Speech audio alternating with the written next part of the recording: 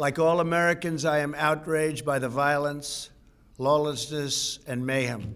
It took the president more than 24 hours to clearly denounce the chaos his supporters unleashed.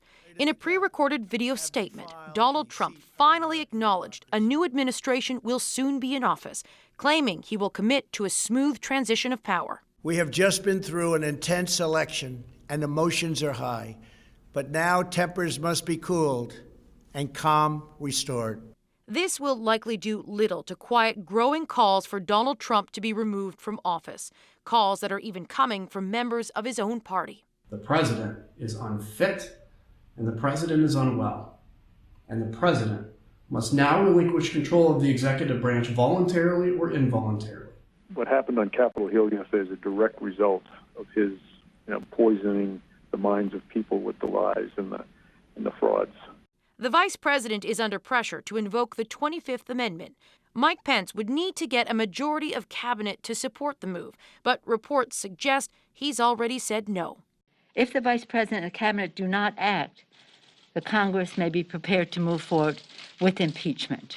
We are in a very difficult place in our country as long as Donald Trump still sits in the White House.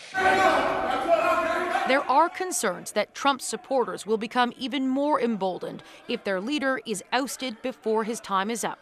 Former National Security Advisor John Bolton says that's his fear. We ought to bear in mind the adage, do no harm, because you can make this worse if we're not careful.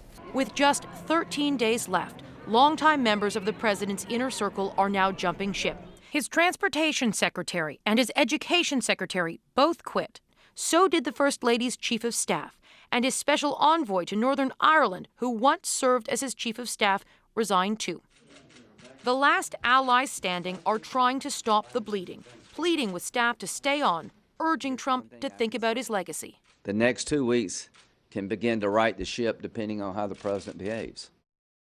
So, Katie, if the 25th Amendment isn't invoked and the House does try to impeach, what are the odds of that happening in 13 days?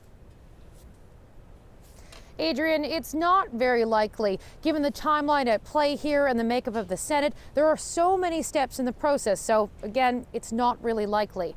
Donald Trump might have something much more significant to worry about. The Department of Justice confirmed tonight it is not ruling out a possible investigation into whether he incited violence. Adrienne. All right, Katie Simpson in Washington tonight. Thank you, Katie.